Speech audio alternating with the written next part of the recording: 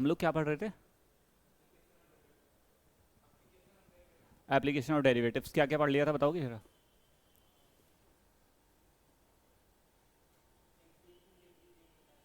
Increasing और decreasing बताया था। स्ट्रिक्टली इंक्रीजिंग और स्ट्रिक्टली डिक्रीजिंग पे काम हो चुका है हमारा। क्वेश्चंस करने थे हमें। हम्म,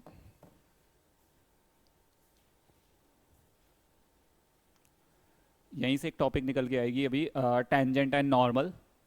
उसको भी करेंगे आज ही की क्लास में।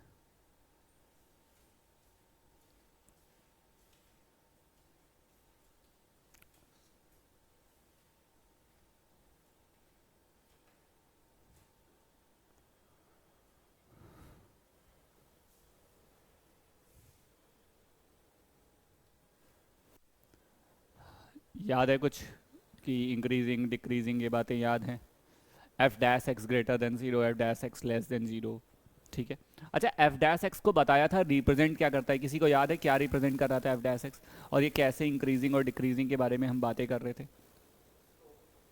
हाँ हाँ। और मैंने बताया था कि कर्व में स्लोप इंक्रीज कर रहा है और कर्व में स्लोप डिक्रीज कर रहा है, ये कैसे चल रहा था, ये बातें हम कर चुके थे। लाइक एक बार मैं रिवाइज करवा देता हूँ ताकि आप लोगों को ध्यान आ जाए। अ, हमने बोला था एक ऐसा ग्राफ बना दो। ठीक है, एक ऐसा ग्राफ बना दो। अब इस पॉइंट, अब बेसिकली अगर आप बात करोगे दोनों बात दोनों जगहों पे, तो यहाँ पे बात करोगे आप इस पॉइंट पे, इस पॉइंट पे, इस पॉइंट पे। ठीक है, यहाँ पे टेंजेंट ड्रॉ कर लो। टेंजेंट ड्रॉ करोगे तो इस डायरेक्शन में, यहाँ टेंजेंट ड्रॉ करोगे इस डायरेक्शन में, यहाँ टेंजेंट ड्रॉ करोगे इस डायरेक्शन में। ठीक है। अब जरा यहाँ पे टेंजेंट ड्रॉ किया तो एंगल बनाना पड़ेगा। एंगल बना दो। ठीक है। अब एंगल बना लिया तो एंगल क्या हो रहा है? Theta one, theta two, sorry theta three. तीन एंगल्स बन रहे हैं। ठीक। अगर आप सोचोगे तो थीटा वन, थीटा टू और थीटा थ्री, सबसे छोटा एंगल कौन सा है? Theta one. सबसे बड़ा थीटा वन है। थीटा टू उससे छोटा है और थीटा थ्री उससे छोटा है। तो अब इसका मतलब क्या है? ये फंक्शन इंक्रीज तो हो रहा है लेकिन ये फंक्शन का वो क्या है? डिक्रीजिंग फंक्शन है। कैसा है ये फंक्शन? डिक्रीजिंग फंक्शन है। नहीं समझ आई बात? डिक्रीजिंग फंक्शन है। क्लियर हुई बात मेरी? अगर इस फंक्शन का d y by d x निकालोगे तो कैसा आएगा? लेस देन जीरो आएगा। क्लियर है बात मेरी? यहाँ तक बातें हम कर चुके हैं।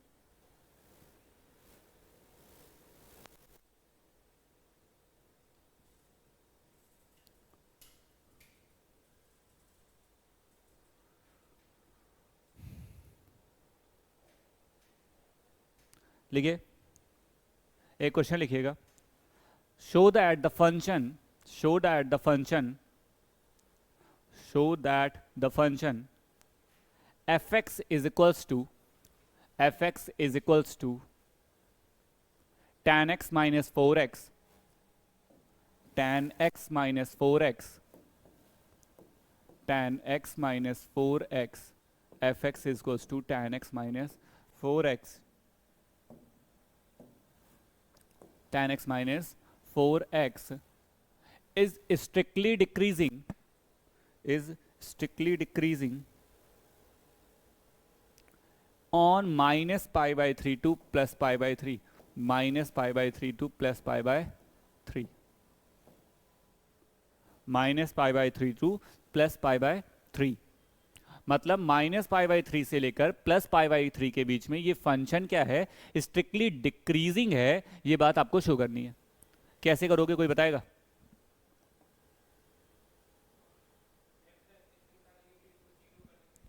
तो उससे तो वैल्यू आएगी ना, उससे तो वैल्यू आएगी।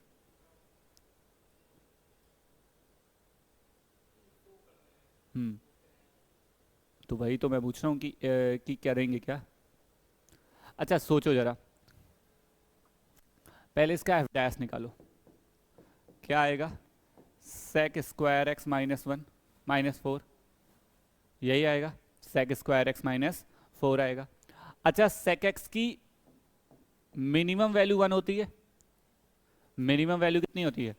वन होती है। और मैक्सिमम वैल्यू टू होती है इन द डिफाइंड सिलेबस। मतलब माइनस पाई बाई थ्री से लेकर पाई बाई थ्री के बीच में ये मिनिमम वन होता है और मैक्सिमम वन बाई थ्री होता है, टू होता है, सॉरी। क्लियर है बात मेरी? नहीं समझ आई? दोनों का स्क्वायर कर दो। तो 1 का स्क्वायर सेक स्क्वायर एक्स 4 हो गया, नहीं है, आ गया। हमें क्या चाहिए, -4, हमें क्या चाहिए, -4, तो -4 कर ले, ठीक है।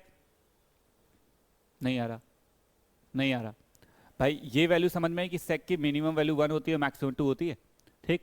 मैंने स्क्वायर कर दिया, तो 1 का स्क्वायर कितना होगा 1, 2 का स्क्वायर कितना होगा 4, यहां सेक स्क्वायर एक्स आ गया। क्लियर है बात मेरी, आया समझ में? अच्छा, अगर समझ में आ गया तो अब हमारा जो, अगर हमें स्ट्रिक्टली डिक्रीजिंग चाहिए तो f dash x should be less than 0 होना चाहिए, f dash x should be less than 0 होना चाहिए। मतलब sec square x -4 should be less than 0, sec square x less than -4 should be less than 0। तो देखो जरा, sec square x -4 should be less than 0, sec x should be less than 4, sec square x should be less than 4।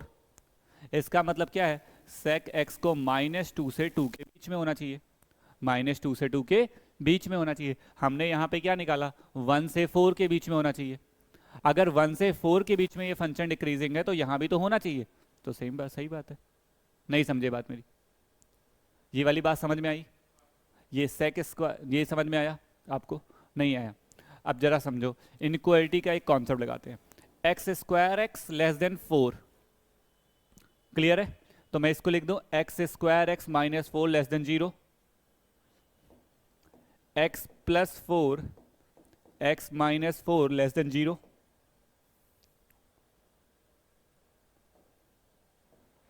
-4 और +4 less than 0 का मतलब क्या, negative वाला part चाहिए। अच्छा, 4 से बड़ी वैल्यू पर चेक करो, ये क्या है, पॉजिटिव है, 5 पर, 4 और 5 9, 4 5 -4 1, 9 इंटू 1 9। तो इसका मतलब क्या है, इधर ये पॉजिटिव, इधर पॉजिटिव, तो निगेटिव पॉजिटिव। मुझे क्या चाहिए, -4 से 4 के बीच की वैल्यू चाहिए, -4 से 4 के बीच की वैल्यू चाहिए। ये वही वाली वैल्यू तो है, -4 से 4 के बीच की, नहीं है? पक्का? ठीक है, वही कॉन्सेप्ट लगाया यहाँ पे।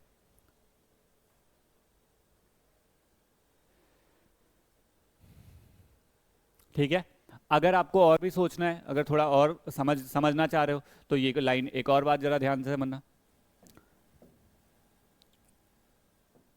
ध्यान से देखना इधर जरा।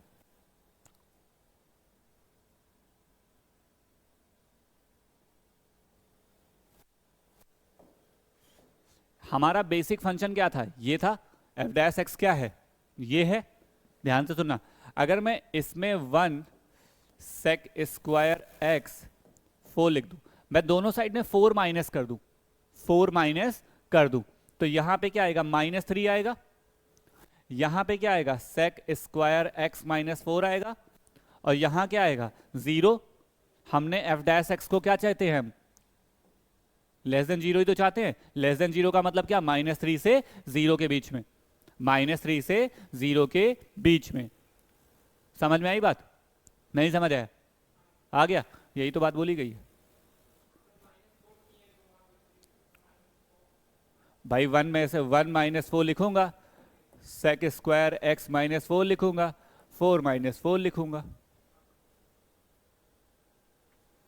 नहीं समझ आया? नोट करो, फिर एक और देता हूं।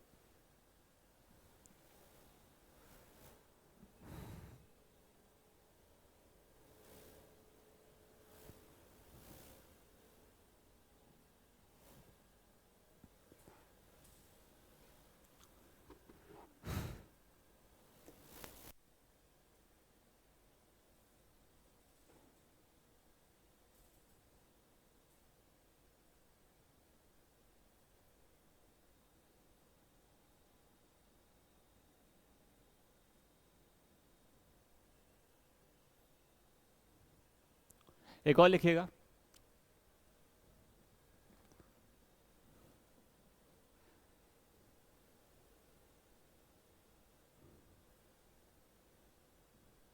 F x is equal to cos x,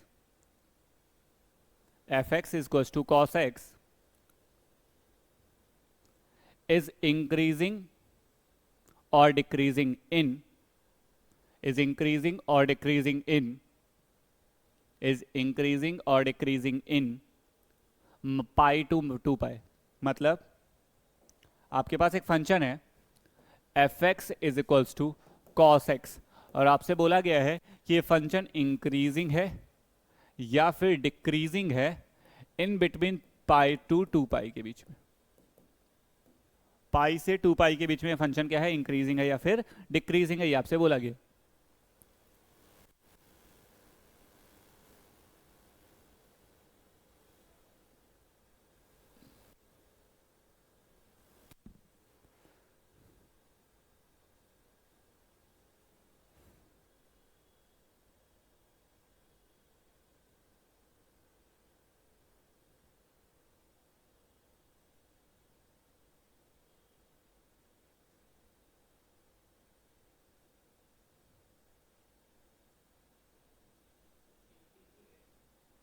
increasing है।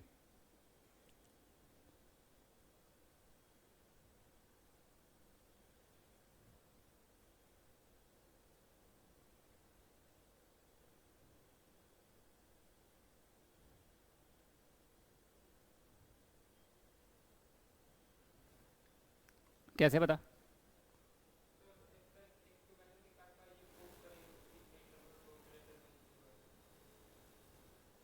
चलिए देखते हैं। F x F dash x तो आया minus sign x, minus sine x. अगर इतना देखने के बाद तुमने डायरेक्टली बोल दिया कि f dash x should be less than 0, then you are wrong. अगर तुमने यहां माइनस देख के डायरेक्टली ये बोल दिया कि एफ डैश एक्स जो है वो लेस देन 0 है, तो आप रॉन्ग हो, क्योंकि आपको माइनस दिखते ही आप बोलोगे कि लेस देन 0 है, लेकिन नहीं है। क्यों? क्योंकि इन्होंने जो इंटरवल दिया it's a pi to 2 pi. Pi to 2 pi मतलब कौन सा क्वाड्रेंट? थर्ड और फोर्थ। थर्ड और फोर्थ क्वाड्रेंट में साइन कैसा होता है? साइन कैसा होता है? नेगेटिव। वो नेगेटिव और ये नेगेटिव मिलके क्या बना देंगे? पॉजिटिव। तो एफ डैश एक्स जो हो जाएगा वो ग्रेटर देन 0 हो जाएगा। किस इंटरवल में? 0 से पाई से लेकर 2 पाई के बीच में, पाई से लेकर 2 पाई के बीच में। और ये अगर लेस देन 0 हो गया इस इंटरवल में, तो इसका बेसिकली मतलब क्या निकल के आता है कि f dash x should be greater than 0 हो गया। इसका मतलब ये फंक्शन कैसा हो गया? इंक्रीजिंग हो गया। अगर तुम्हें नहीं समझ आता तो तुम ये भी देख लो।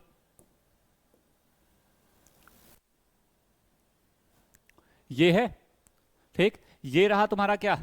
0, ये रहा तुम्हारा क्या? पाई, ठीक, और ये फंक्शन तुम्हारा क्या है? 2 पाई। ध्यान से सुनना जरा। अब ये फंक्शन अभी क्या है? लेस देन 0 है, नीचे है ना फंक्शन। अब इसमें माइनस से मल्टीप्लाई कराओ तो ऑटोमेटिकली फंक्शन कहां पहुंच जाएगा?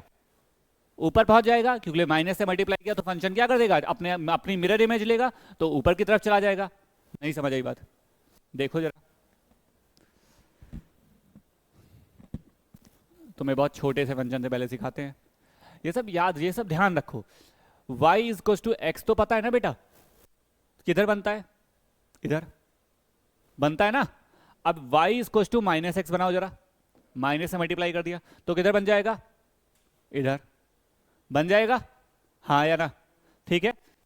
अब ठीक है, अब जरा और ध्यान से सुनना, यहां तक तो बात समझ में आती। मैंने क्या किया? माइनस से मल्टीप्लाई किया, मिरर इमेज बन गई इधर की तरफ। ऐसे ही अगर ये फंक्शन मान लो नीचे होता, ऐसे होता, और मैं माइनस से मल्टीप्लाई करता तो कहां चला जाता? ऊपर चला जाता। समझ में आई बात? तो जब मैंने साइन एक्स को ध्यान दिया, तो साइन एक्स वैसे नॉर्मली कहां बनता? डाउनवर्ड। मैंने ऑलरेडी माइनस साइन एक्स बना रहा हूं। मैं किसका बना रहा हूं? माइनस का साइन एक्स बना रहा हूं, तो कहां चला जाएगा? ऊपर चला जाएगा। अब यहां पे अगर तुम चेक करोगे तो फंक्शन क्या हो जाएगा? इंक्रीजिंग हो जाएगा। क्लियर है बात मेरी?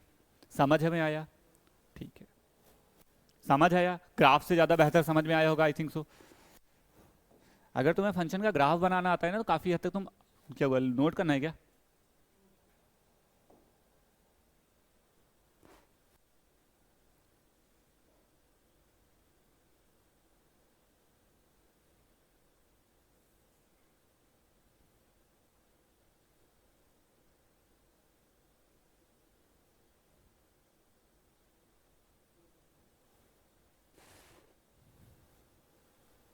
आया समझ? अब एक वर्ड होता है मोनोटॉनिक, एक वर्ड होता है मोनोटॉनिक फंक्शन। ऐसे फंक्शन जो आइदर इंक्रीजिंग और डिक्रीजिंग होते हैं, these are called monotonic function. Example कोई बताओगे? अभी लास्ट क्लास में बता के गया था। Exponential functions, these are the monotonic functions. सोचते हैं कैसे, समझते हैं, जरा ध्यान से देखना। मैंने बोला, मैंने कहा एक लाइन है ऐसी, क्लियर है बात मेरी? अब ये है और मुझे चाहिए f x is to e x. F x is to e x. E x मतलब क्या? Exponential functions. ठीक है, इसका ग्राफ सोचोगे तो ऐसे बनेगा। ठीक है, जहां पर ये जिस पॉइंट पर एक्स एक्स वाई एक्सिस को कट कर रहा होगा वो पॉइंट क्या होगा? एक्स की वैल्यू क्या हो जाएगी? 0। अगर एक्स की वैल्यू को यहां 0 पुट करोगे तो वाई की वैल्यू कितनी आ जाएगी? 1।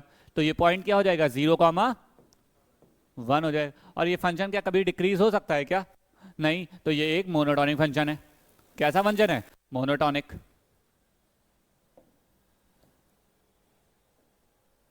किसका ग्राफ है? Log x. लॉग एक्स का ग्राफ है। ठीक है, लॉग एक्स बेस 10 लिख देता हूं। ठीक है, एक्स की वैल्यू को 1 लोगे तो वाई की वैल्यू कितनी हो जाएगी? 0। तो ये किस पॉइंट पर कट करेगा? इसे क्या कहेंगे? 1,0। अब तुम सोचो जरा, ये और ये दोनों एक दूसरे के क्या है? रेसिप्रोकल्स, एक दूसरे के ऑपोजिट। ठीक, तो वो 0,1, ये 1,0, और दोनों ही क्या है? Monotonic function. क्लियर है बात मेरी? अच्छा, साइन एक्स ऐसा फंक्शन है, मोनोटॉनिक या नॉन मोनोटॉनिक? क्यों? हाँ,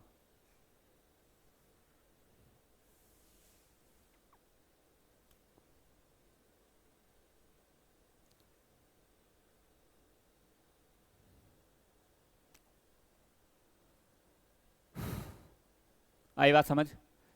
वो बुकलेट लाए हो क्या यहाँ वाली?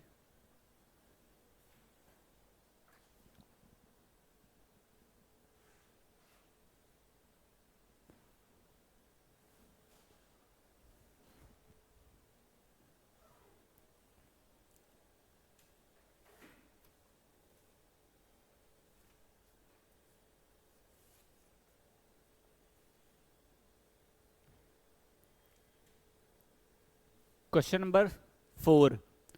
A function fx is equals to tan x minus x. A function fx is equals to tan x minus, तुम्हें क्वेश्चन दिया गया f x is to tan x minus x. बोला गया है ऑलवेज इंक्रीजिंग, नेवर। पहला option है always increasing. मैं इतना लिख दूंगा, समझ में आ जाएगा ना? नेवर डिक्रीज, दूसरा नेवर डिक्रीजिंग, तीसरा always decreasing,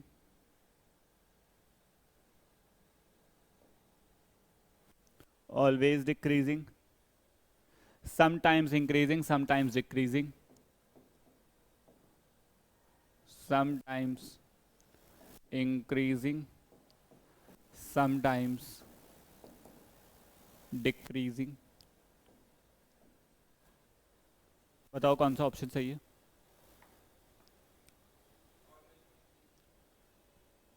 always increasing, correct बात है।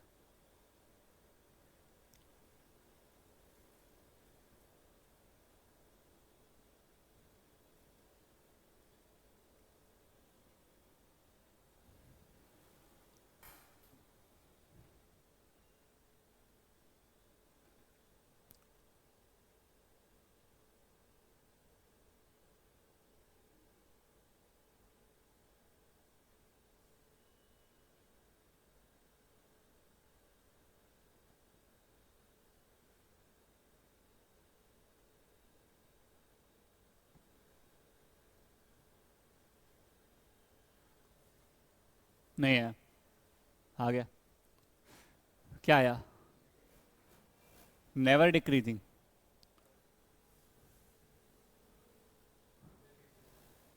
Always decreasing. F x sec square x minus 1। -1, ये एफ डैश एक्स आएगा।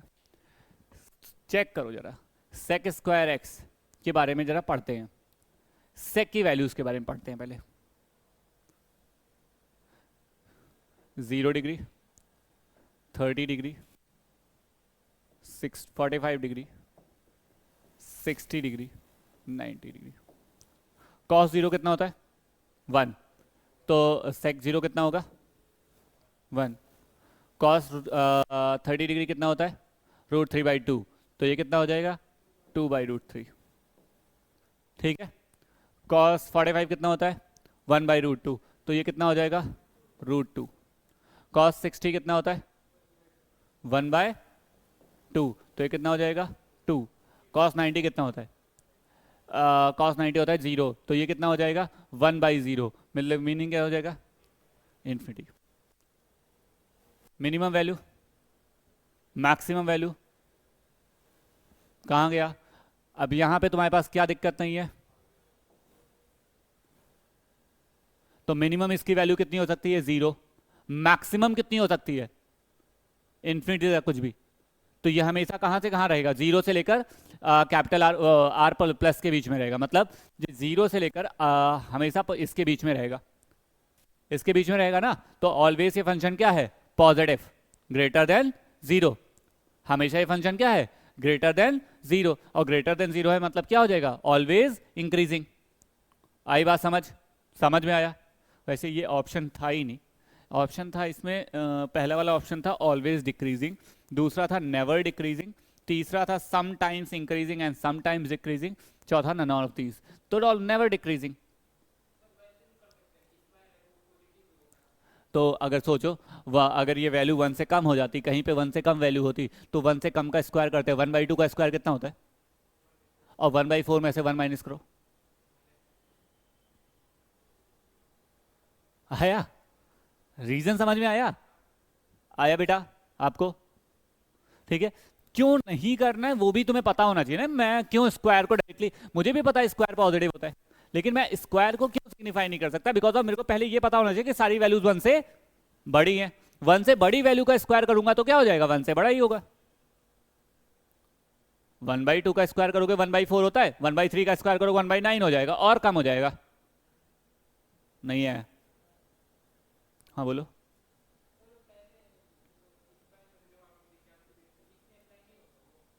एक्स सेक स्क्वायर में x-4 वाला, उसमें मैंने सेक स्क्वायर को पॉजिटिव नहीं बोला था, स्क्वायर को पॉजिटिव नहीं बोला था, मैंने निकाला था।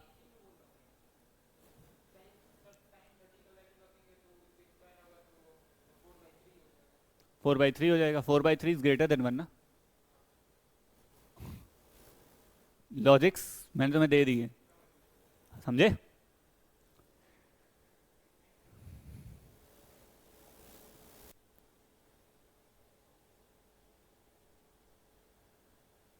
नहीं समझ आया क्या अभी? नहीं है? Very good.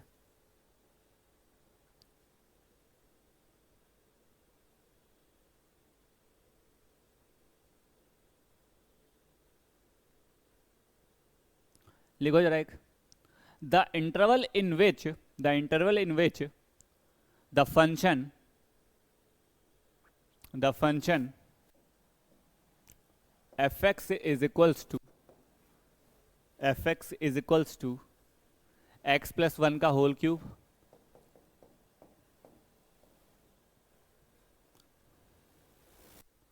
x - 3 का whole cube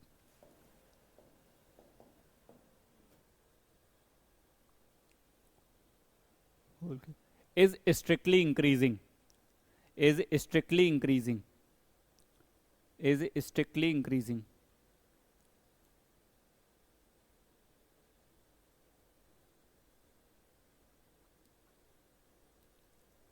is strictly increasing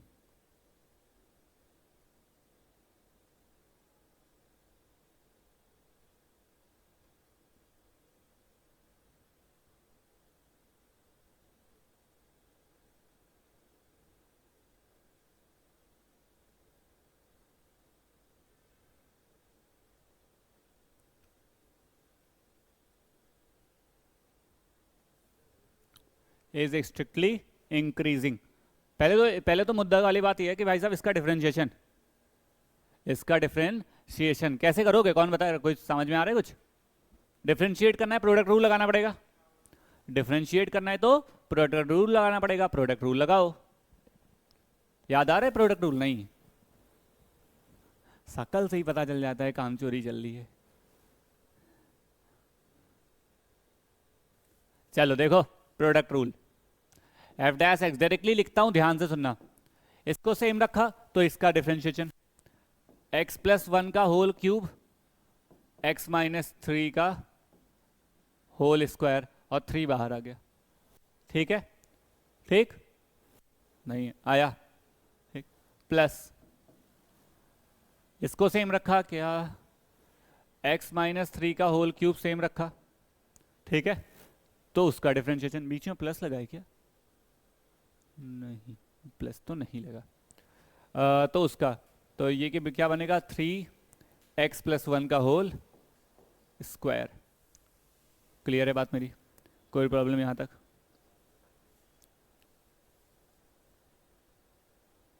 ठीक बेटा, प्रॉब्लम? अब देखो यार, यहां से x माइनस 3 का होल स्क्वायर कॉमन कर ले और यहां से x प्लस 1 का होल स्क्वायर कॉमन कर ले, तो x माइनस 3, ध्यान से सुनना जरा, का स्क्वायर और x प्लस 1 का होल स्क्वायर मैंने कॉमन कर लिया।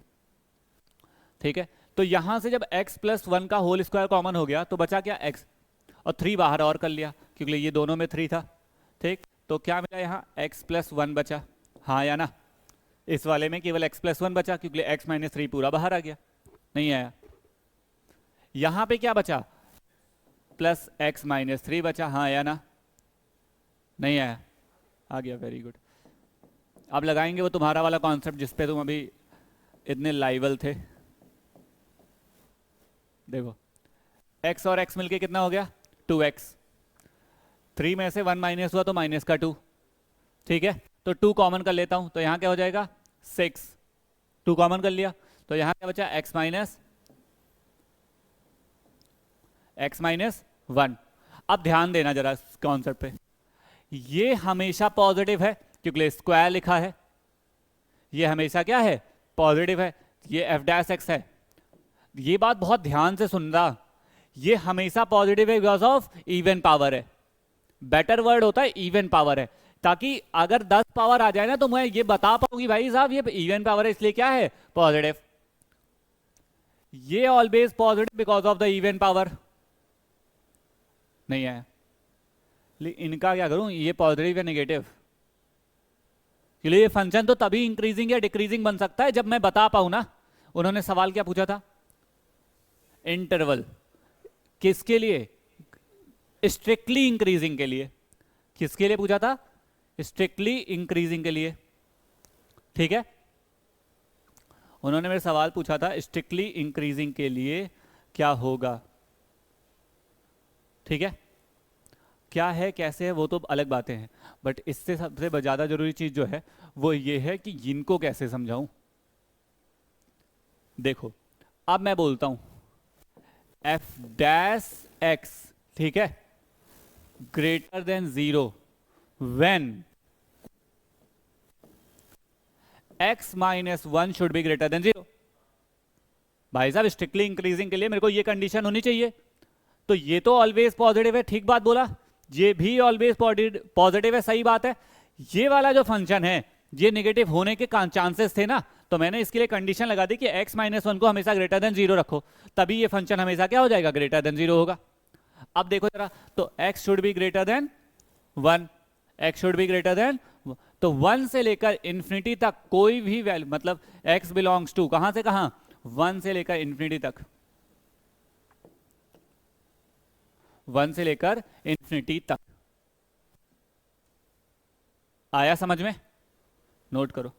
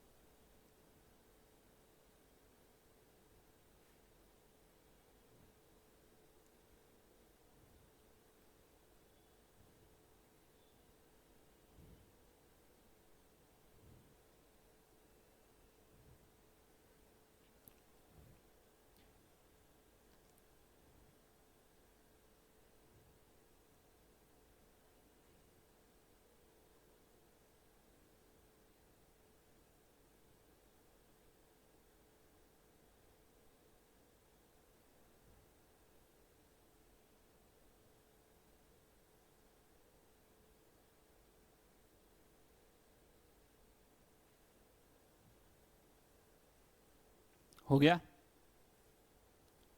हो गया, एक और कर लो। ये थोड़ा सा ज़्यादा वो वाला टॉपिक है ना जिसमें आपको अपना दिमाग चलाते रहना पड़ेगा।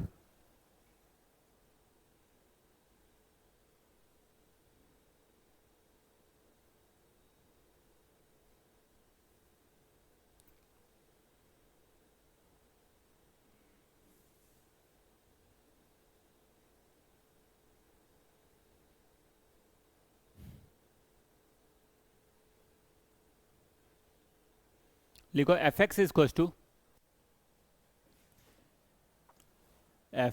Equals to 2x³ minus 9x² plus 12x minus 6 then in which interval fx is monotonic increasing? In which interval monotonic increasing? Interval भी लिख देता हूं मैं।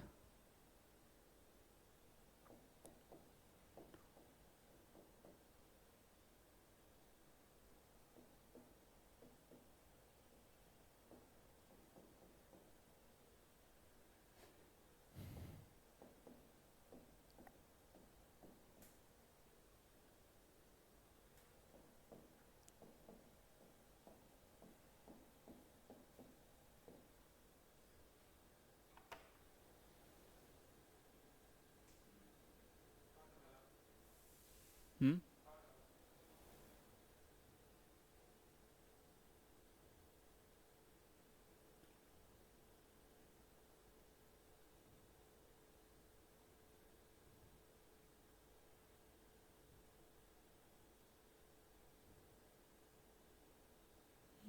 थर्ड वाला पक्का?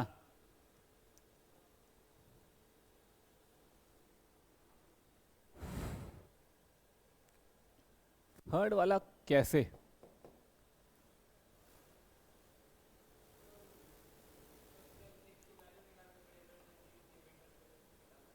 हाँ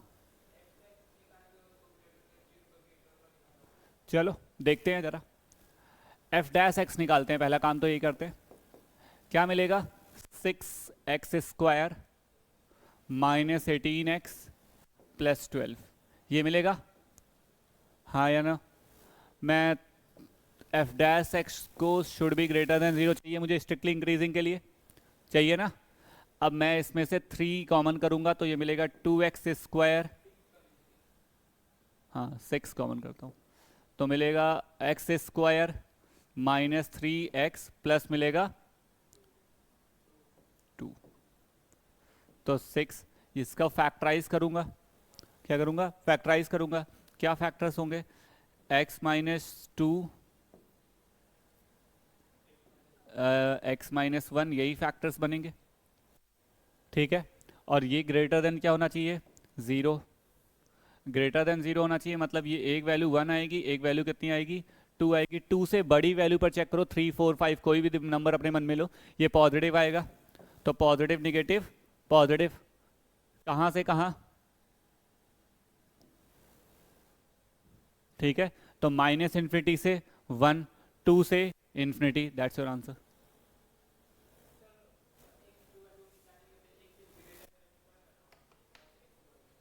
वेरी गुड। तो ये वो क्वाड्रेटिक नहीं है, तब दोनों के बीच में ढूंढना पड़ेगा ना तुम्हें। मतलब ये फंक्शन पूरा का पूरा, अब तुम सोचो जरा, तुमने क्या बोला अभी? X should be greater than, मैं -3 लेता हूँ आंसर में, -3 लेता हूँ। अब देखो जरा जरा ध्यान देना, रुक जाना। -3 लेता हूँ, -3 -2 माइनस का 5, -3 -1 माइनस का 4, -5 इंटू -4 प्लस 20 ग्रेटर देन 0 है ना? तो अगर तुमने केवल 2 से इन्फिनिटी ले लिया तो पहले वाले नंबर तो छूट गए ना, निगेटिव वाले।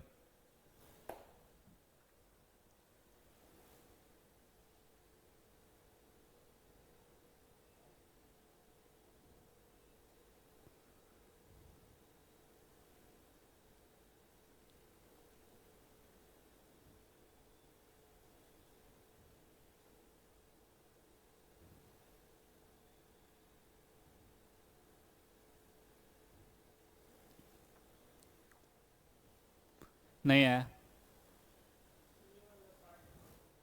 ये वाला पार्ट कैसे किया? इनइक्वालिटी के टाइम पे नहीं थे क्या तुम? इनइक्वालिटी के टाइम पे नहीं थे, अच्छा ठीक है। सीखते हैं जरा। ये जो फंक्शन मेरे पास लिखा गया, बेटा इसको ग्रेटर देन जीरो करना है। क्या करना है? ग्रेटर देन जीरो करना है। अब ग्रेटर देन जीरो अगर इस फंक्शन को करना है तो ऑब्वियस सी बात है कि मैं एक कोई वैल्यू रख के चेक कर लूं। तो मैंने अपने 1 से 2 से बड़ी वैल्यू ले ली, कोई 5 ले लिया। 5 माइनस 3 कितना होता है? माइनस 2 कितना होता है? 3। और 5 माइनस 1 कितना होता है? 4। 3 इंटू 4 क्या है? 12। तो ग्रेटर देन जीरो है, पॉजिटिव है, तो इधर पॉजिटिव, तो ऑल्टरनेट में क्या? नेगेटिव, फिर क्या? पॉजिटिव। समझ में आ रही है बात? समझ आ रहा है? ठीक। मुझे क्या चाहिए? ग्रेटर देन जीरो चाहिए, तो पॉजिटिव वाले सारे एरिया कवर करूंगा। पॉजिटिव वाले सारे एरिया कवर करूंगा मतलब माइनस इन्फिनिटी से 1 और 1 2 से इन्फिनिटी।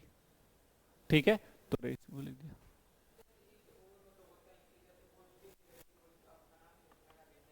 सॉरी बेटा, हाँ नहीं, बिना चेक के, कहीं गलत से नेगेटिव आ गया तो अब लिखता हूँ मैं, एक और लिख देता हूँ ना। 2 माइनस एक्स और x माइनस 2 1। जरा करो इसको, देखो अभी पॉजिटिव बनाए इनक्वालिटी, अभी भी वैल्यू 1 और 2 ही है। ठीक है, अब 2 से बड़ी वैल्यू चेक करो। 5 5 पे फंक्शन क्या हो जाएगा? 2 माइनस 5 माइनस का 3, माइनस का 3, और यहाँ 5 रखो 4, minus 3 into 4 minus 12, negative positive negative. आया? वो तब एप्लीकेबल है जब आप x minus a, x minus b, x minus c की बात कर रहे हो। लेकिन कहीं a माइनस एक्स लिख गया तो तुम गलत। तो तुम्हें 2 सेकेंड अगर लगना है चेक करने में, 2 से कम सेकंड लगता है अगर चेक करने में, तो मैं चेक करना ज्यादा आसान नहीं करूंगा कि मैं रट्टा मारना चालू करूंगा। मेरे को लगता है भाई वैल्यू रखने में कितना सेकंड, बड़े से बड़ा फंक्शन होगा तो 10 सेकंड। और कभी ऐसे चेक नहीं करते कि मल्टीप्लाई वाला नहीं करते ये सब। सुनो चेक भी कैसे करते हैं ये भी सिखा देता हूं। मान लो ऐसे 20 फंक्शन लिखे होते, 20 क्या 200 लग दो तुम। ठीक है, क्या चेक करना है? 5 माइनस 2 3 पॉजिटिव, खत्म। 5 माइनस 1 4 पॉजिटिव, खत्म। सीधे सीधे ऐसे मल्टीप्लाई वाले के बारे में नहीं सोचेंगे फिर, बोले भाई पॉजिटिव का मल्टीप्लाई पॉजिटिव से करूंगा तो आंसर तो पॉजिटिव आने वाला है ना। हो गया ऐसा। जो यहां पे अगर पावर ऑड है तो पॉजिटिव नेगेटिव पॉजिटिव ही चलेगा, पावर इवन है तो बदल जाती है इनक्वालिटी, तो इनक्वालिटी चेंज होती है। तब आप देखता हूं, मैं दिखाता हूं एक फंक्शन तुम्हें करके दिखा देता हूं। एग्जाम्पल के लिए यहां स्क्वायर ले लो। ठीक है, अब चेक करना जरा 2 का 2 के दोनों साइड में, 2 के इस साइड में पॉजिटिव था, पीछे वाले में चेक करना। 1 से 2 के बीच में कोई वैल्यू सोचो, 0.5, वो 1.5 1.5। नॉर्मली क्या होता अगर तुम यहां कोई वैल्यू ना रखते तो 1 से 2 के बीच में कितना लेते? 0.5 लेते, 1.5 लेते। 1.5 माइनस 2 कितना होता? 0.5 नेगेटिव का। और नेगेटिव और पॉजिटिव कितना हो जाता? नेगेटिव। नेगेटिव आ रहा है, बात सही है? सही है।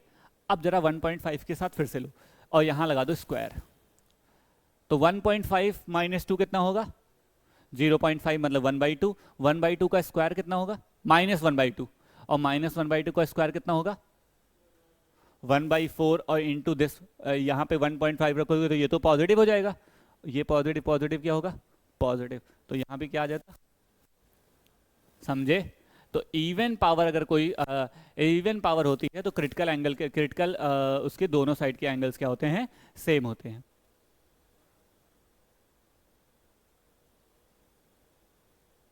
दोनों साइड के एंगल्स क्या होते हैं?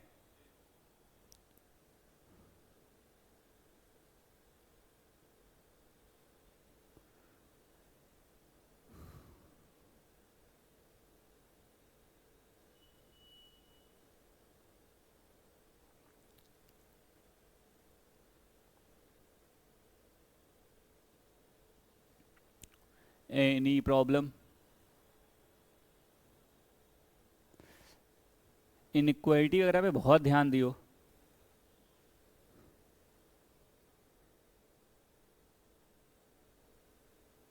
एक और लिखो बढ़िया क्वेश्चन, और इसके ऑप्शन तो मतलब कसम से इतने बेहतरीन है ना कि मज़ा आ जाए।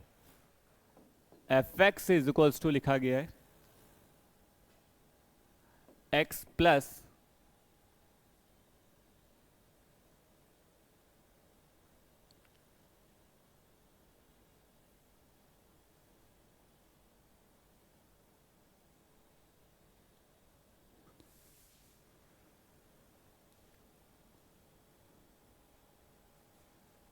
One by x.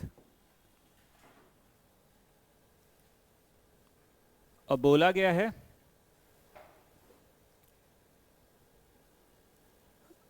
बोला गया है इज इंग x not equal to 0 is increasing when पहला मॉडुलस एक्स लेस देन 1, दूसरा मॉड एक्स ग्रेटर देन 1, तीसरा मॉड एक्स लेस देन 2, चौथा मॉड एक्स ग्रेटर देन 2। बहुत बढ़िया, ऑप्शंस बहुत सुंदर लिखे हैं। ऑप्शंस के लिए तो मतलब इसको अवार्ड देना चाहिए, बॉटल देना।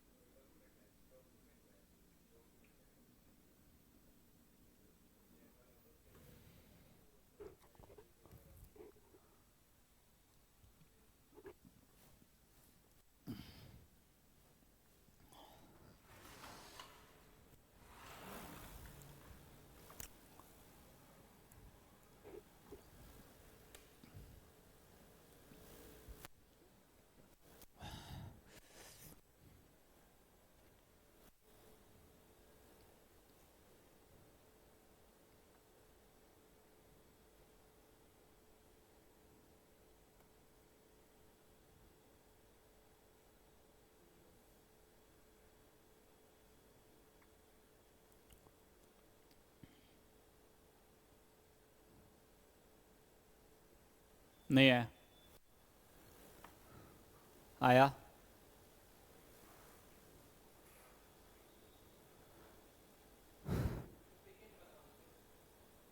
कैसे?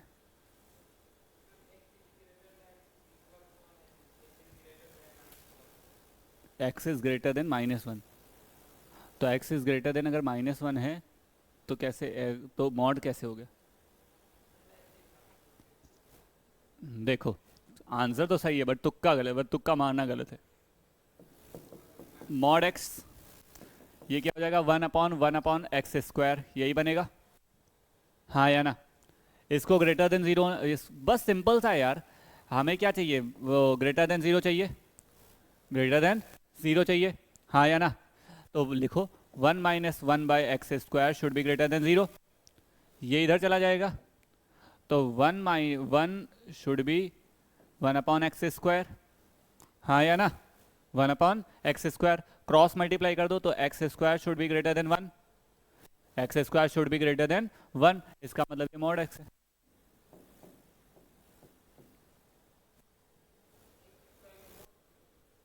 x² को मॉड नहीं लिख सकता? देखो तो मैं दिखाता हूँ कैसे।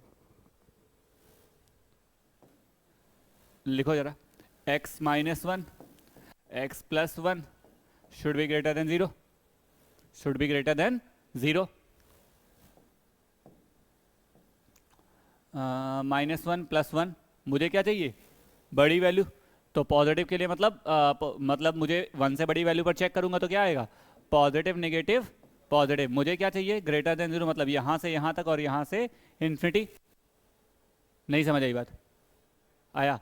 तो x शुड बी, तो x को मैं क्या लिखूंगा? x बिलोंग्स टू -∞ से -1 यूनियन 1 से इन्फिनिटी, ठीक है?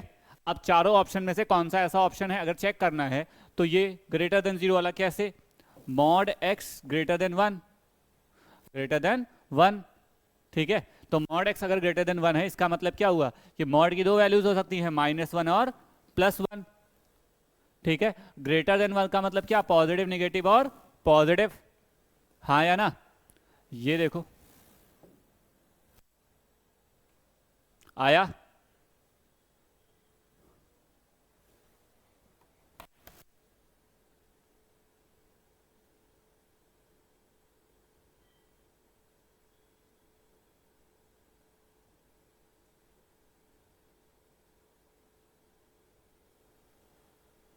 एक और लिखो,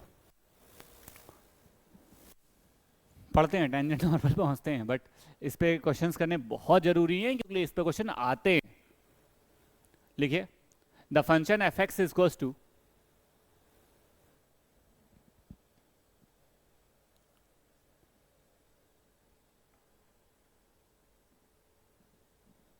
के x cube minus 9x² plus 9x plus 3।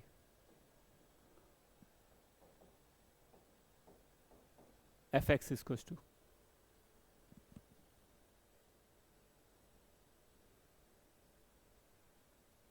आपको बताना है find the value of k if f x is a monotonic increasing, if f(x) is a monotonically increasing. Find the value of k if f(x) is a monotonically increasing.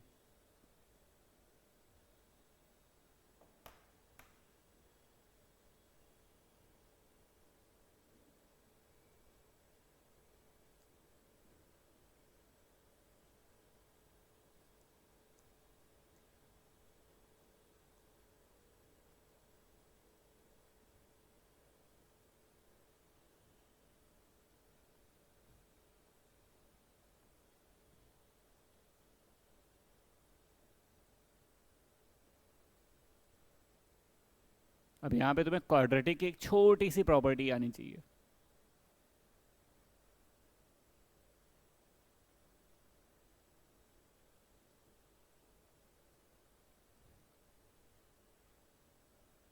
नहीं है factor कैसे निकाल पाओगे जब के है बगल में? तो फैक्टर्स निकालने के लिए के तो हटना चाहिए ना, के है ही है।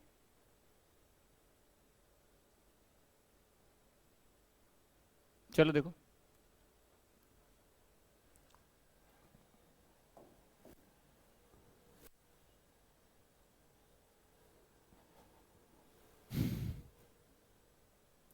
बोलो जरा क्वेश्चन के f x is equal to क्या लिखा है, k x cube plus 9x² 9x² plus 9x plus 3, यही लिखा है आई थिंक सो। ठीक है, डैश निकालते हैं, 3kx² माइनस 18x प्लस 9 है ना। एफ डैश एक्स में 3 कॉमन कर लेते हैं,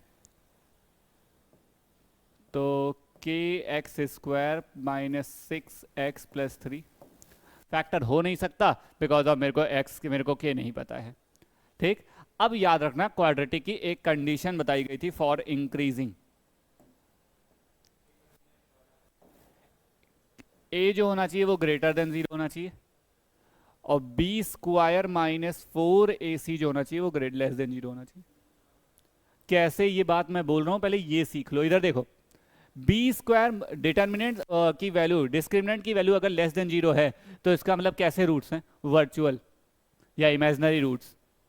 इमेजिनरी रूट्स केवल 2 बार में मिलते हैं, जरा याद करो, अभी यह सिखा देते हैं तुम्हें अच्छे से।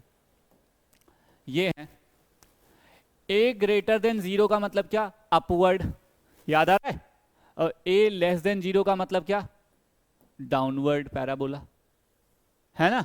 क्वाड्रेटिक या तो ये ऐसा पैराबोला बनाती है या फिर ऐसा पैराबोला बनाती है, यही तो बनाती है। ठीक है, अब a अगर ग्रेटर, मुझे क्या चाहिए, मुझे मोनोटोनिकली इंक्रीजिंग चाहिए, तो मुझे अपवर्ड वाला पैराबोला चाहिए, हाँ या ना। अपवर्ड वाले पैराबोला के लिए a क्या होना चाहिए, ग्रेटर देन 0 होना चाहिए। पहली कंडीशन फुलफिल कर दी मैंने, a ग्रेटर देन 0 लिख के। दूसरा, मुझे हमेशा क्या चाहिए, पॉजिटिव, मुझे हमेशा क्या चाहिए, पॉजिटिव। अगर मेरे को हमेशा पॉजिटिव चाहिए तो सेंस निकल के क्या आएगा, मुझे हमेशा अगर पॉजिटिव चाहिए ये फंक्शन, तो डिस्क्रिमिनेंट की वैल्यू क्या होनी चाहिए, मतलब देखो ये एक तो ये कंडीशन होती है टच करके जाए, टच करके जाए तो इक्वल टू जीरो भी हो जाएगा, जो कोई मोनोटोनिकली इंक्रीजिंग तो नहीं होता।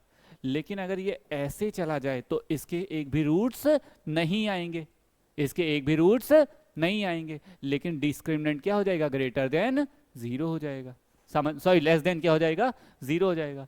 तो वही वाली बात लगाई मैंने, डिस्क्रिमिनेंट को जीरो। समझ में आया बात? चलो डिस्क्रिमिनेंट को जीरो करते हैं। तो डिस्क्रिमिनेंट लेस देन जीरो हुआ, मतलब 6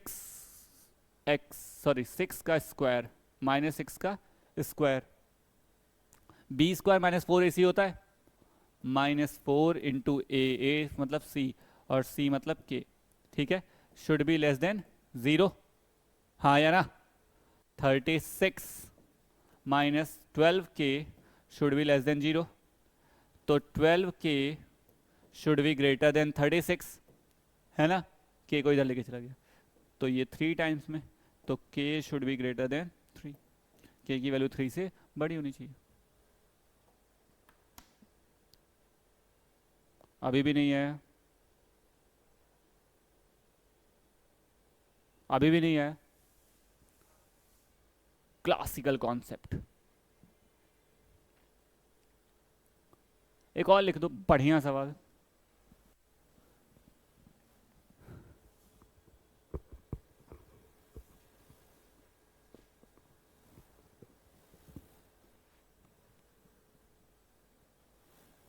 आदि को वो भी है ना,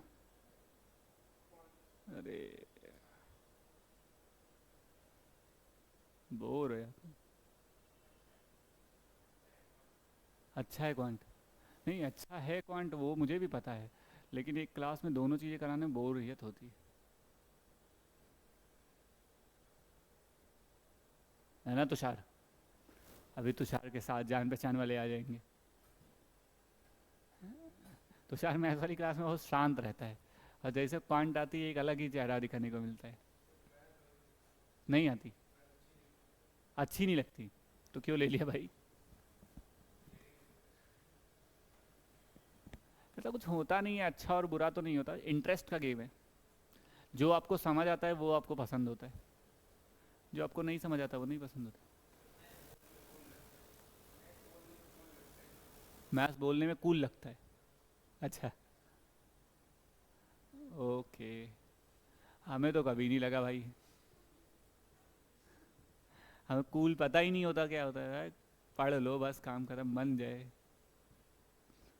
है सोचा तुषार, मैथ्स कूल लगता है इसलिए बोल दिया।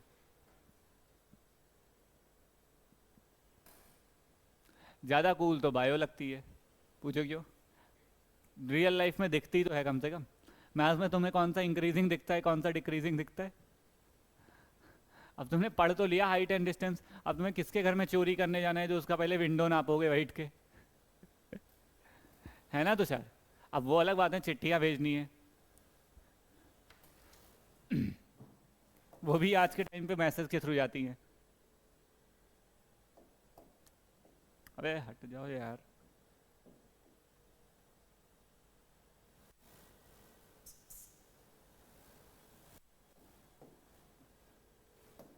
चलिए एक क्वेश्चन लिख बोल रहा था ना मैं, देखो f x is to sine x minus k x,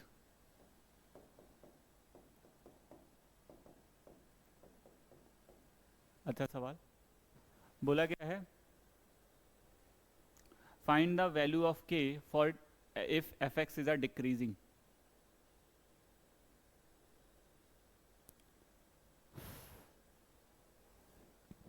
if fx is decreasing,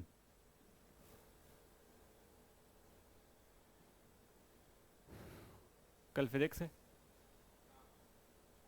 कल फिजिक्स है, फिर मेरी इस हफ्ते की कहानियाँ ख़त्म है, कल के बाद इस हफ्ते की मेरी फिर से काम ख़त्म, फिर अगले हफ्ते मिलेंगे। चश्मा तुम्हारा बहुत अच्छा है।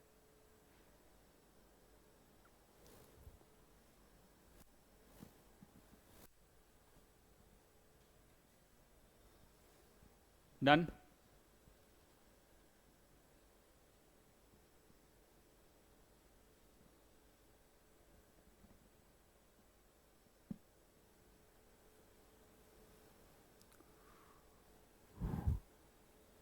ऑप्शन दो, के ग्रेटर देन 1, के लेस देन 1, के ग्रेटर आर इक्वल टू 1, के लेस आर इक्वल टू 1।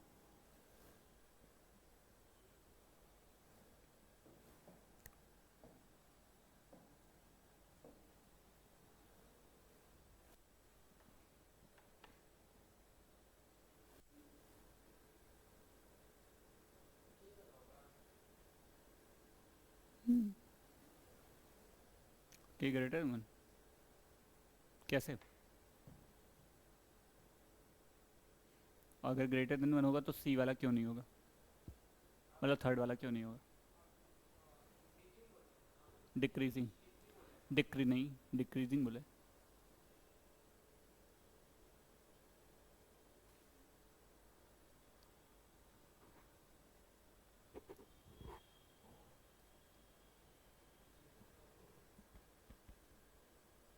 बोलिए। नहीं है। प्रॉब्लम यह है कि सवालों के जवाब मिलेंगे नहीं तब तक मैं बोलूंगा ही नहीं। एफ डैश एक्स फर्स्ट, यही है मतलब कॉस एक्स माइनस के, ठीक है। हमें चाहिए ग्रेटर आर इक्वल टू 0, यही चाहिए था, लेकिन हम इक्वल नहीं लिख सकते। बताओ क्यों? ये सवाल का आंसर कर लोगे तो सवाल भाई इक्वल टू 0 पर फंक्शन इंक्रीजिंग है डिक्रीजिंग है, कैसे मोनोटोनिसिटी को वो कैसे बता पाओगे तुम? इक्वल टू 0 पर कॉस का फंक्शन तो इक्वल 0 देता ही देता है। हमें तो डिक्रीजिंग भी तो चाहिए ना, हमें तो क्या चाहिए? डिक्रीजिंग चाहिए। अब कॉन्सेप्ट समझना जरा। तो पहली बात तो इक्वलिटी हटेगी यहाँ से, पहली बात तो इक्वल हटेगा, और कौन आएगा? ये, ठीक। ये तो इंक्रीजिंग हो गया ना, सॉरी।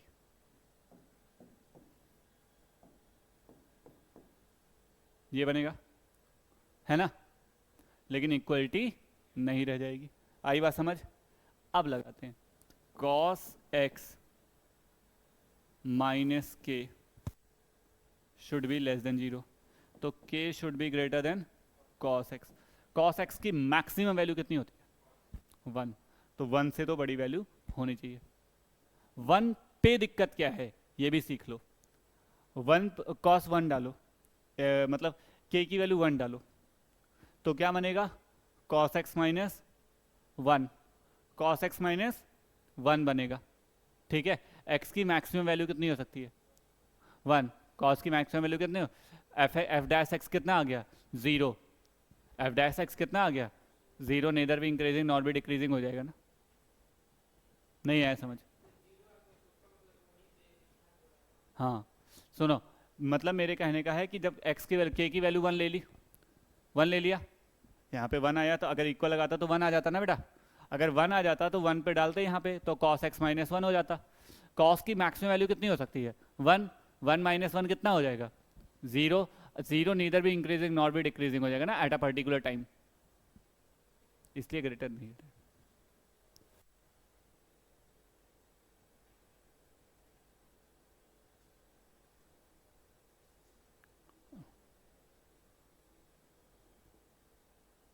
एक और लिखो जरा, ये भी अच्छा है, हटा दूं?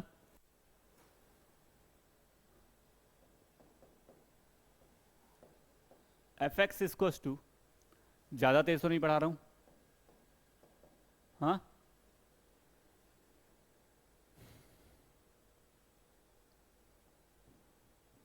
इंटरवल बताना है जिसमें ये इंक्रीजिंग फंक्शन है, वो इंटरवल बताओ जिसमें ये इंक्रीजिंग फंक्शन है। Find the interval in which the given function is increasing.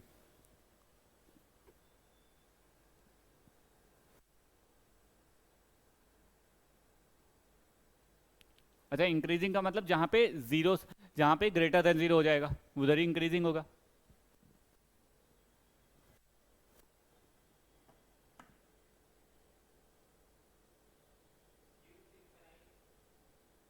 Zero से इनफाइनाइट,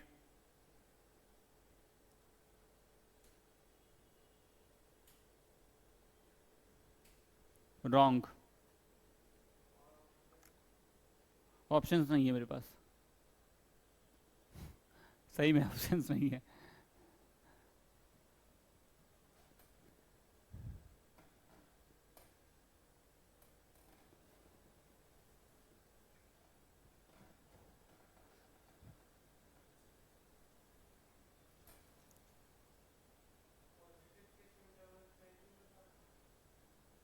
इंक्रीजिंग तो पॉजिटिव पे ही आएगा ना बेटा।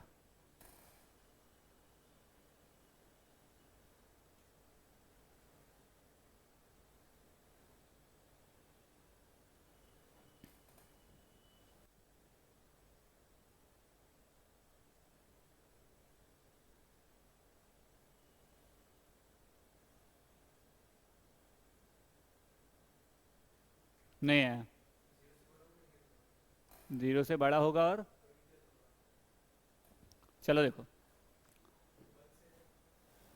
चलो हाँ,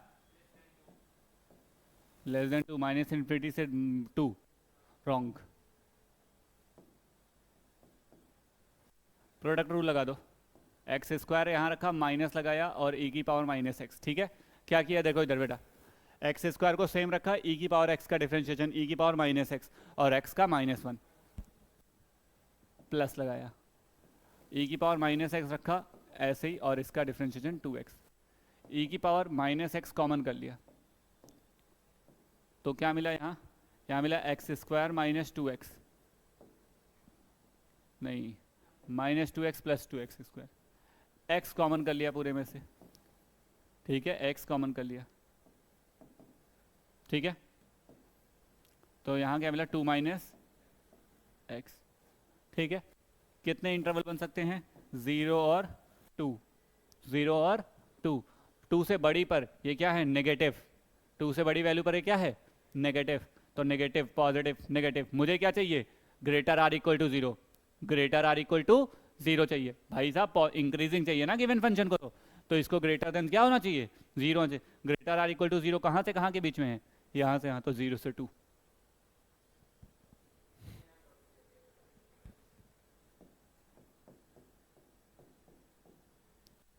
आया समझ, नहीं आया,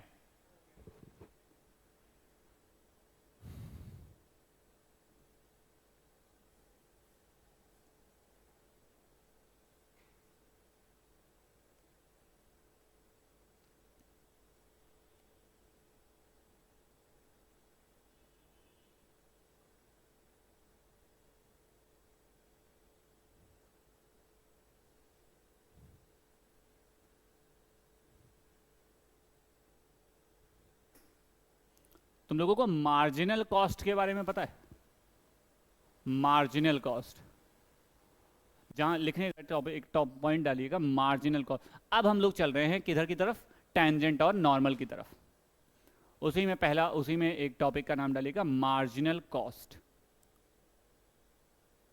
आगे में एक एरो लगाइएगा और एक वर्ड लिखिएगा instantaneous rate of change of, instantaneous rate of change of, instantaneous rate of change of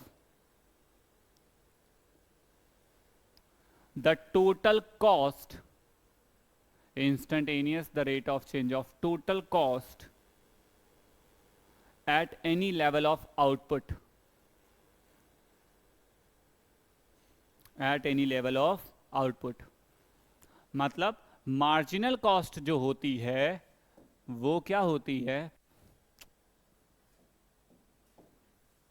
जो मार्जिनल कॉस्ट आपकी है वो क्या होती है, इज इक्वल्स टू होती है d by d x of c x, d by d x of c x, c x, c x क्या रिप्रेजेंट करता है, टोटल कॉस्ट को रिप्रेजेंट करता है, सी एक्स क्या रिप्रेजेंट करता है, टोटल कॉस्ट को, ठीक है। मैंने बोला, मैंने कहा यार मेरे पास टोटल कॉस्ट जो है, जैसे फॉर एग्जांपल मेरे पास सी एक्स जो है वह है two x square plus three x, example देखना जरा, और मेरे से बोला गया भाई मार्जिनल कॉस्ट बता दो, तो मैं क्या करूंगा, इसको क्या कर दूंगा differentiate, D by d x of क्या निकालूंगा, सी एक्स निकालूंगा, ठीक है, सी एक्स निकालूंगा, इसका डिफरेंशिएशन कितना आ जाएगा, सिक्स एक्स प्लस थ्री आ जाएगा, ये सिक्स एक्स प्लस थ्री जो आया है इसी को मैं क्या बोल दूंगा, मार्जिनल कॉस्ट बोल दूंगा, क्या बोल दूंगा, मार्जिनल कॉस्ट बोल दूंगा। आई बात समझ? नहीं है? तुषार नहीं है? सॉरी यार,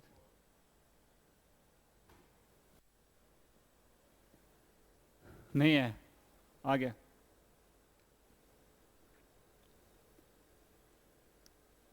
ऐसे ही मार्जिनल रेवेन्यू होता है।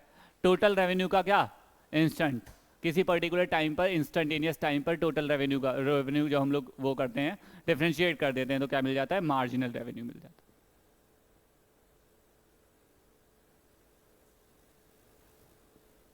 या ऐसे बोल दो कि मार्जिन, लिखो जरा, मार्जिनल रेवेन्यू भी लिख लेना।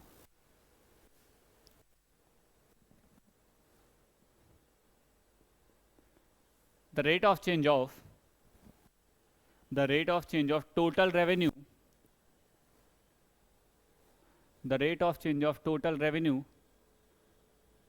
the rate of change of total revenue with respect to, with respect to,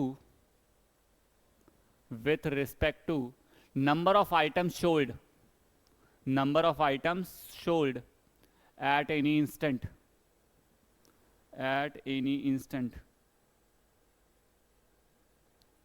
at any instant। क्या बोला गया कि भाई किसी पर्टिकुलर इंस्टेंट पे जितने नंबर ऑफ आइटम्स मैं शोल्ड कर रहा हूं वो क्या हो जाएगा, मार्जिनल रेवेन्यू हो जाएगा। आई बात समझ?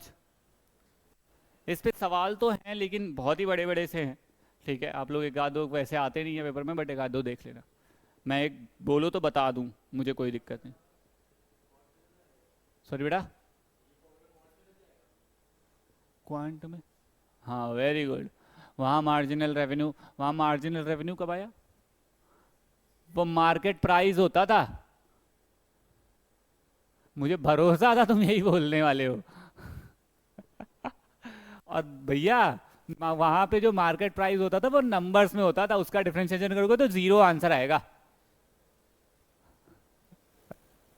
और जीरो मार्केट प्राइस पे प्रॉफिट और लॉस और वो सेलिंग प्राइस निकालोगे कैसे?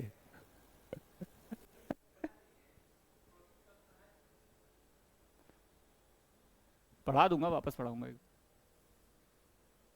नहीं नहीं नहीं, इसकी बात मुझे बहुत सही लगी।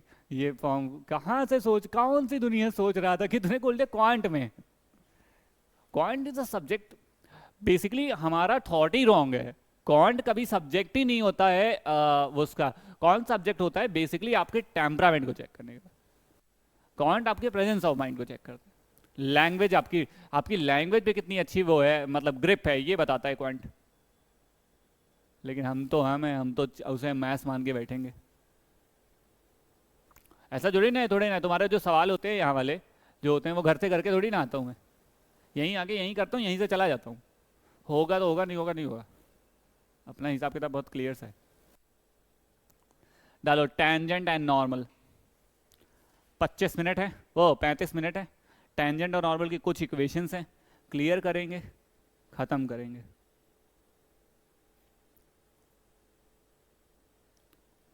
सारी बातें तो शायद हो पाएंगी, बट हो जाएंगी, मोस्टली हो जाएंगी।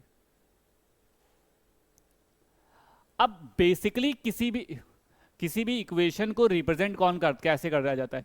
किसी भी इक्वेशन को रिप्रेजेंट करने के लिए मुझे चाहिए क्या होता है, इक्वेशन या तो स्लोप दे दो और एक पॉइंट दे दो, मैं इक्वेशन बना सकता हूँ। या फिर स्लोप दे दो, इंटरसेप्ट फॉर्म वाई इंटरसेप्ट दे दो, तो इक्वेशन लिख सकता हूँ। तो टैंजेंट और नॉर्मल की बेसिकली इक्वेशन कहाँ से निकल के आती है? टैंजेंट और नॉर्मल चिल्ला चिल्ला के क्या बोल रहे हैं, वो बोल रहे हैं कि बॉस मुझे एक चीज बता दो, और क्या, कि मेरे को इक्वेशन लिखना बता दो। तो पहले बेसिकली हम सोचते हैं इक्वेशन कैसे लिखी जाती है, फिर पढ़ेंगे आगे क्या कहानियां बनेंगी। ठीक है,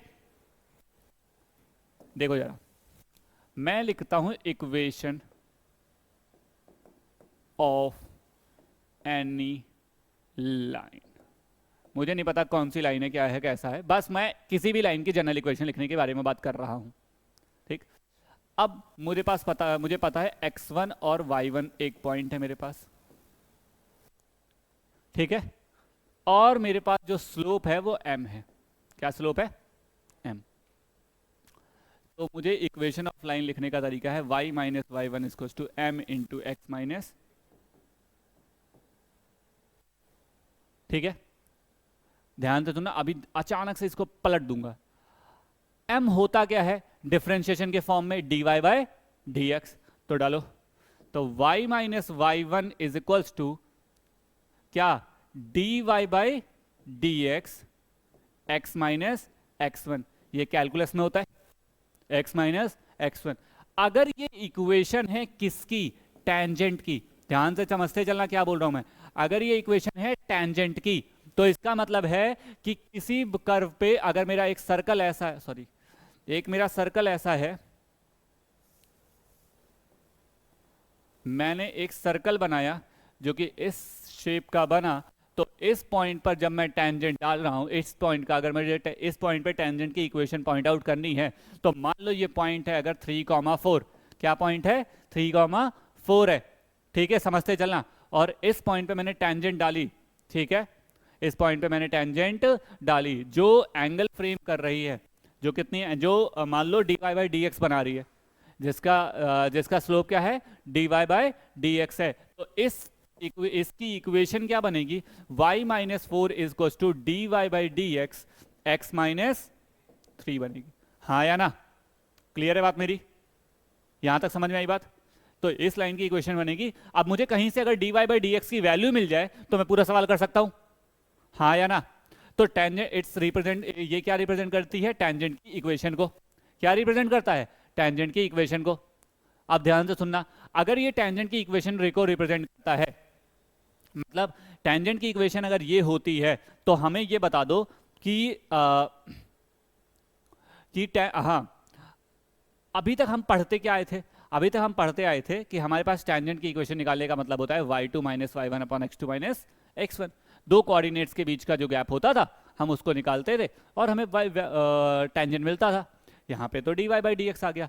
किस रेट से इक्वेशन चेंज हो रही है उसी को क्या बोलते हो, स्लोप, उसी को क्या बोलते हैं, स्लोप।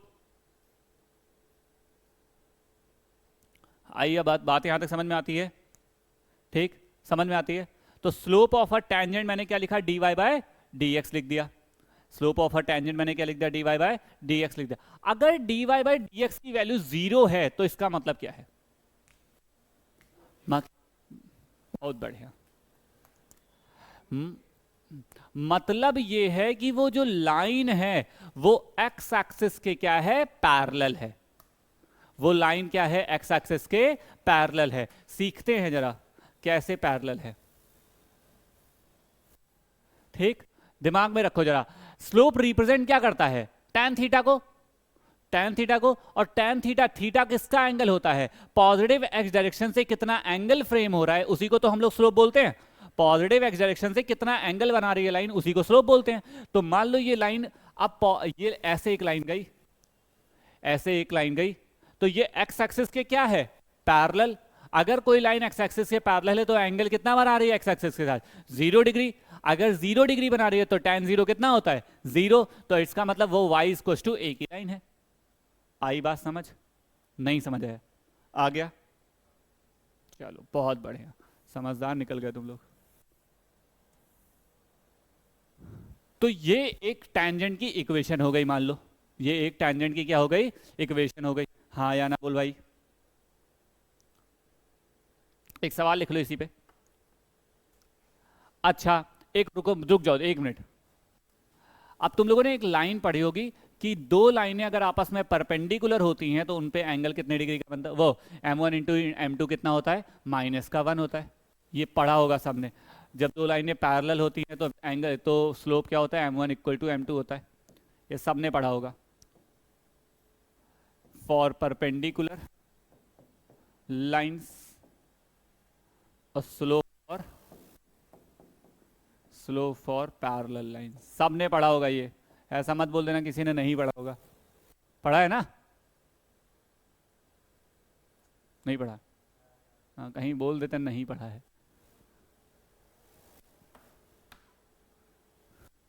अगर नहीं भी पढ़ा होगा तो अब बोल देगा कि हाँ पढ़ा है।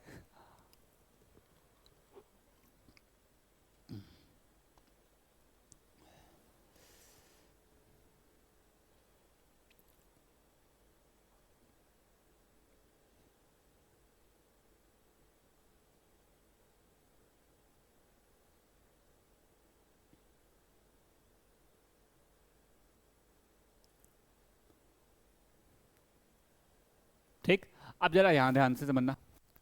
अगर मैं बोलता हूं कि जरा ध्यान से सुनना, एक कर्व है जिसपे ये टेंजेंट है, ठीक है। अब इस पे नॉर्मल कैसे ड्रॉ होगा? परपेंडिकुलर, ठीक है। तो अगर इसकी इक्वेशन dy/dx है तो इसका स्लोप बता दो मुझे, इसका स्लोप बता दो मुझे, यही तो होगा, यही तो पूछा गया है।